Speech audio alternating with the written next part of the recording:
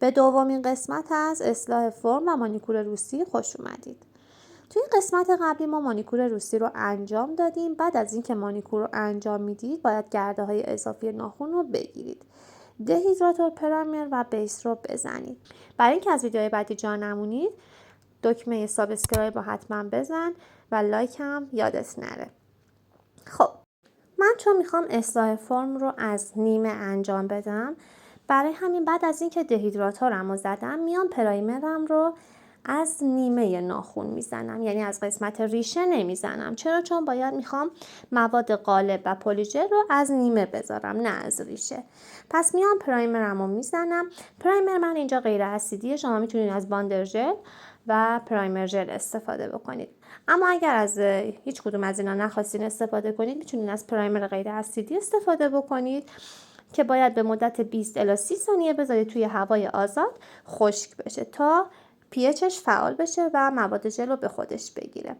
میام دقیقاً از همون نقطه‌ای که پرایمرمو زدم بیسم رو میزنم. میتونید اینجا از روبر بیس هم استفاده بکنید، ولی اگر خواستید از روبر بیس استفاده بکنید حتما با قلم پلیژل بیاین به صورت مالشی روی ناخن حجمش رو بیاین کم کنین تا غلظتش کم بشه. نکته‌ای که باید توجه بکنید، برای دهیدراتور هیچ ایرادی نداره که بخواد به سمت ریشه یا سایدوال بخوره، ولی برای پرایمر باید حواستون باشه تا به سمت ریشه یا سایدوال نخوره، چون مواد ژل دقیقاً از جای خودش رو میگیره که پرایمر خورده باشه. میتونید هم از پلیژل‌های رنگی خودتون برید از فروشگاه تهیه بکنید، هم خودتون پلیژل رنگی بسازید که من اینجا پلیژل رنگیمو ساختم خودم. بعدی در انتخاب با سایز قالبتونه. شما باید همیشه بیاین یک سایز بزرگتر از ناخونتون قالبتون رو انتخاب بکنید که من اینجا شماره 6 رو انتخاب کردم. سمت سایدوال ها رو قشنگ بیاین چک بکنید.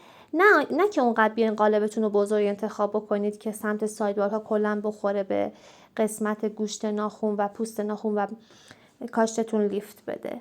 فقط در حد اینکه قسمت سایدوال ها رو پوشش بده.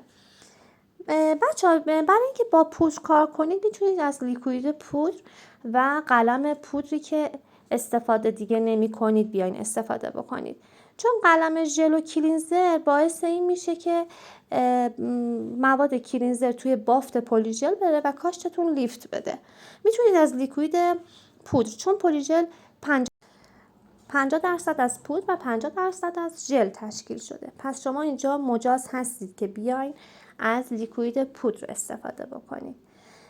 سمت ریشه رو 10 الی 15 ثانیه خشک کنید، بیشتر نشه، چون قسمت ریشه ناخونتون کلا موادش اگر تجمع میشه زیرش و شما نمیتونید مواد رو حرکت بدید. پس سمت ریشه رو 10 ثانیه 7 الی 10 ثانیه بهترین تایمه که من خودم انجام میدم.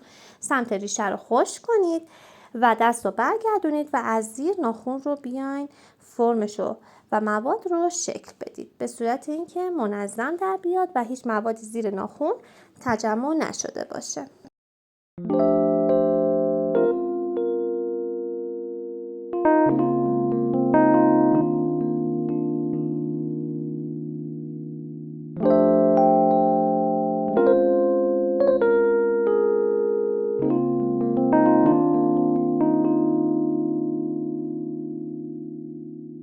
بعد از اینکه کامل مواد رو از زیر جمع جور کردید بذارید دستگاه به مدت، برای پلیژل بذارید 120 ثانیه خشک بشه، ولی برای بیلدر ژل میتونید بین 60 تا 90 ثانیه، بستگی به برند ژلتون داره، میتونید بذارید توی یووی و بستگی به لامپ های یوویتون داره.